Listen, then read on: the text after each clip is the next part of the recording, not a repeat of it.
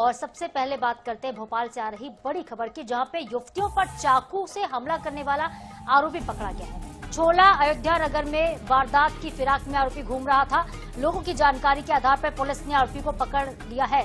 यह आरोपी सागर का रहने वाला है। युवतियों को लगातार ये चाकू मार रहा था। तो ये बड़ी खबर, एक बड़ी सफलता पुलिस को मिली है। राह चलती युवतियों को चाकू से घायल करने वाला आरोपी गिरफ्तार किया गया है। और विवाद के पीछे देखिए वजह क्या है। पत्नी से झगड़ा हुआ था, जिसके बाद ये इस तरह की करतूत कर रहा था। पिपलानी अयोध्या नगर क्षेत्र में 3 युवतियों को इसने चाकू मारा।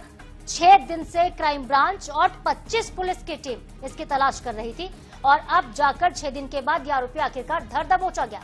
तो बड़ी खबर है भोपाल से, जहां पे लोगों की जानकारी के आधार पर इस आरोपी को धर दबोचा गया। सागर का एक आरोपी पत्नी से विवाद के बाद राह चलती युवतियों को घायल कर रहा था, उन पर चाकू से हमला कर रहा था। गौरव गुप्ता संवाददाता हमारे साथ भोपाल से जुड़ गए हैं, ज्यादा अपडेट देंगे इस खबर पर।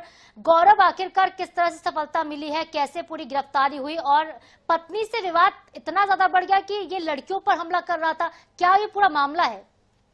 देखिए, बिल्कुल एक बड़ी सफलता पुलिस को मिली है, लेकिन कहीं ना कहीं 6 दिन से इस आरोपी की तलाश जो है भोपाल पुलिस कर रही थी। भोपाल में सनसनीखेज वारदात को इस आरोपी ने अंजाम दिया था और पिपलानी और अयोध्या नगर में राह चलती 3 अलग अलग युवतियों को इसने चाकू से हमला कर घायल कर दिया था, जिसमें से एक युवती काफी गंभीर रूप से भी घायल हुई थी।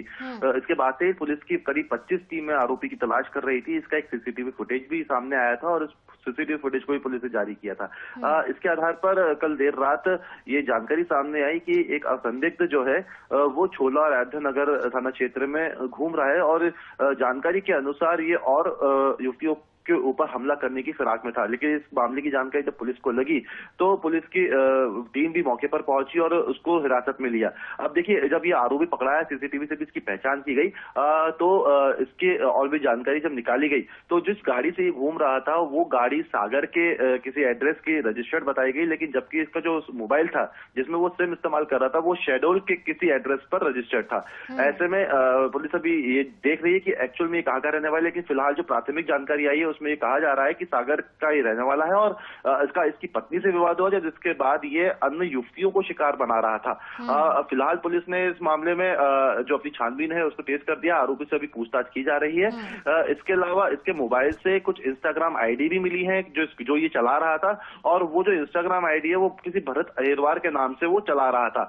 अब इसको लेकर जो है पुलिस पूरी इन्वेस्टिगेशन कर रही है। हालांकि पुलिस का कहना है कि शाम तक इस मामले में पूरी छानबीन कर मामले का खुलासा कर दिया जाएगा। लेकिन देखिए, एक सफलता तो है, लेकिन कहीं ना कहीं 6 दिन से पुलिस इस आरोपी की तलाश कर रही थी। ऐसे में 6 दिन के बाद इस आरोपी को पकड़ पाने में पुलिस ने सफलता हासिल की है।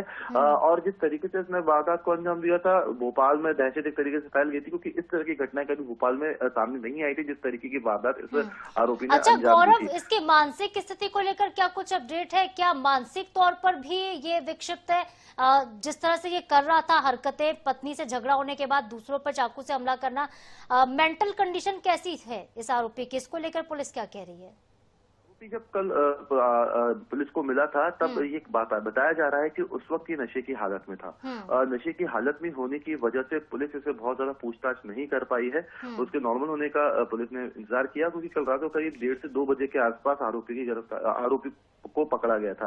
अब उससे अभी जो है पूछताछ की जाएगी, उसके बाद उसको काउंसलिंग भी कराई जाएगी, इसके बाद उसका मेडिकल भी कराया जाएगा और इसके आधार पर ही देखा जाएगा कि उसकी मानसिक स्थिति किस तरीके की, क्योंकि जिस तरीके से उसने वारदात को अंजाम दिया है, क्योंकि जिन लड़कियों को उसने चाकू मारा था ना तो वो उनको जानता था ना वो लड़कियां इनको जानती थी, उसके बाद भी उसने इस तरह की वारदात को अंजाम दिया है। तो कहीं ना कहीं शुरुआत से ही कहा जा रहा था कि कहीं ना कहीं मानसिक रूप से ये जो आरोपी है वो पीड़ित होगा या जो मानसिक रूप से बीमार हो सकता है। हालांकि अब इसका मेडिकल परीक्षण कराया जाएगा, मेडिकल परीक्षण के आधार पर फिर इसके आधार पर आगे की कार्रवाई इसमें की जाएगी। लेकिन प्राथमिक तौर पर जो कहा जा रहा है कि कहीं ना कहीं परिवार से विवाद की वजह से इसने वारदात को अंजाम दिया है, तो पुलिस अभी शाम तक इस मामले में और खुलासे कर सकती है। तो बिल्कुल शाम तक इस मामले में खुलासे हो सकते हैं, लेकिन जिस तरह से आप गौरव बता रहे कि 6 दिन तक इसने पुलिस को छकाया और 6 दिन के बाद आखिरकार इसकी गिरफ्तारी हो पाई, वो भी लोगों की जानकारी के आधार पे।